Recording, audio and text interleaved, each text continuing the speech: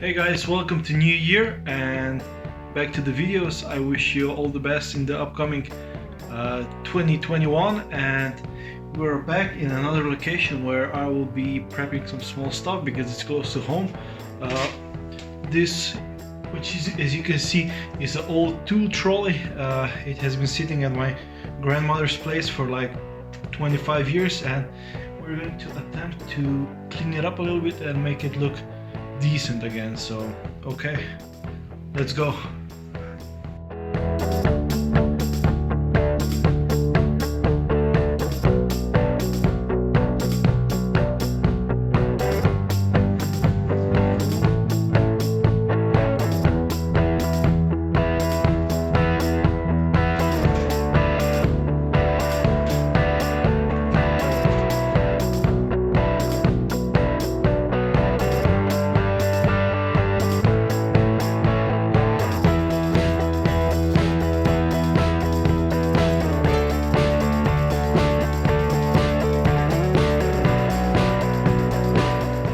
So everyone, now the trolley is done.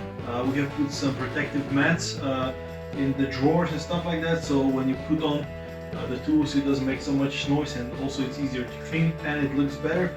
So now it's time to organize the tools and then get cracking. I don't have a lot of stuff here yet. I still have to transport some of it, but it's enough to get started. But this will be our headquarters for assembling, cleaning, putting together, maybe spraying some paint and stuff like that. So a refreshing headquarters, if you will, because the space isn't allowing us to weld or do any major stuff. But anything that we have to weld and stuff like that, we're going to transport to the body shop, where we have the welding machine and grinders and stuff like that. So the major stuff will be done there, where you already seen the videos coming from, and here we're going to do some smaller stuff. But now it's time to organize the workshop. So I have organized the trolley, put in some stuff. So this is it. This is just with the old tools that I had. This is the part that I'll be focusing now. These are the brakes, but they're not from Opel Manta, but they're BMW brakes, which need some rebuilding. And I have cleaned up some other stuff.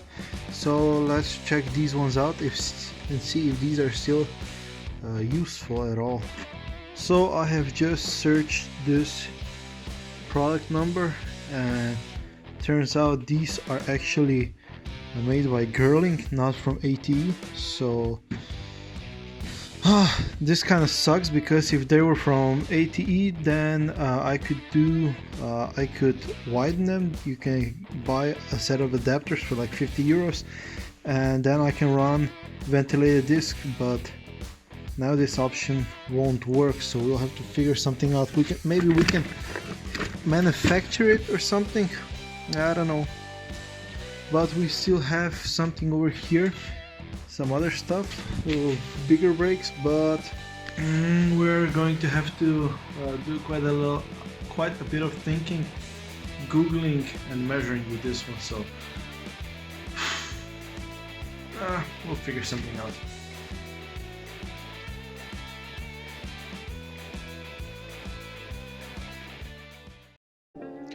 Okay, so with a lot of rust and a lot of brake components, we are currently here. This is a Manta part, and we have the original disc, because I still don't have the vented one, but I have bolted up Volvo brakes. They are from 240 models.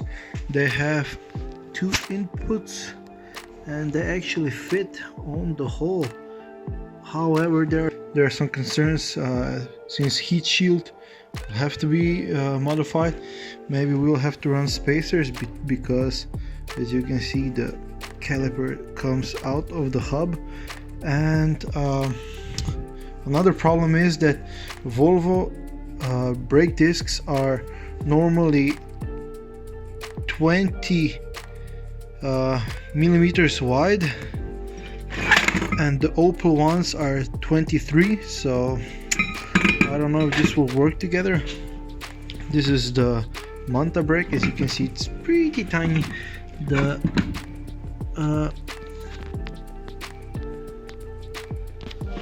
The brake pads are the size of a stamp, so this would be the BMW model. The adapters can still be made probably, so we're not going to abandon this idea just yet. But yeah, now the next thing is we need to get the new disc rotors so we can do some measuring, and we need to bring the wheel so we can see if this will hit. And also we have to rebuild all these brakes because we're not throwing anything away, and the rebuild kits are so cheap, and we can rebuild them or either sell them or store them in a box somewhere. So this will be the next stage of the project. So this looks pretty okay, and also the rotor that I'm going to run probably is a little bit taller, so it's going to make more contact with the pad. So this is it. Okay, we are now at the stage where we need more parts, mainly the rotors and the wheels, so we can measure stuff out. These Volvo 240 brakes have bolted on pretty nicely, so this is a good sign, but we still need to check with the rotor if we need to offset it a little bit. Also, we will see if we need spacers. I already have one set of wheels, and I have managed to pick one set in Germany with the Opel Sportstahlfelgen, I think they're called something like that, with the cross thingy. So, but those need to be widened if we are going to run a little bit bigger tires, because the original ones are a little bit too skinny, but they would still be pretty nice to get an idea if the wheels fit. So I'll have to bring each of those wheels here, one from each set, so we can measure it and see. I'm going to check if the ATE widening set fits this Girling BMW brake caliper, because we'll have to widen it here a little bit, and that's it. I'm going to try and put those onto the Manta part as well, just to see if those holes are the same and what the position of it is. The widening set costs about 50 euros, 50 to 70 euros I think. So, but we'll see, maybe we can even run with Volvos. Now the main advantage of Volvo part is, as you can see, we have four pistons, and here we have two pistons. So this means a little bit more pad area, and we also have a bigger brake pad, which is nice because it will be a little bit more efficient. So yeah, this is it for today. I'm going to try to put this one on before we wrap this up. So okay, basically I only have one bolt here, so this should be quick.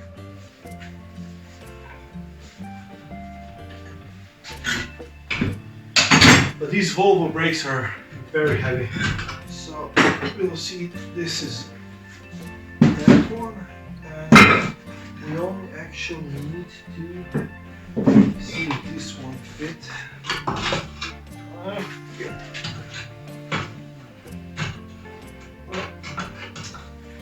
The heat shield is really in the way, but yeah, this is a smaller one for sure. This is a much smaller one, even if it doesn't show. So now I'm just going to put 2 bolts in here, just to kind of get the idea. We want to see how the fit is. Here goes the piston. Again, all of those brakes will have to be rebuilt. because they have been sitting for a long time. What the hell is this? A bolt? That's a bolt. So this is it, just to kind of get the idea. Well, it'll serve as a nice guide anyways. So put them on. Take a light. Blind myself. But this stuff should fit actually, and even without the spacer, we already have some offset issues, so we would have to run a spacer here as well. That's disappointing a little bit, but yeah.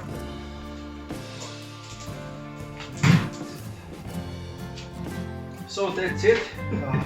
I'll bring you guys here so we can compare sizes.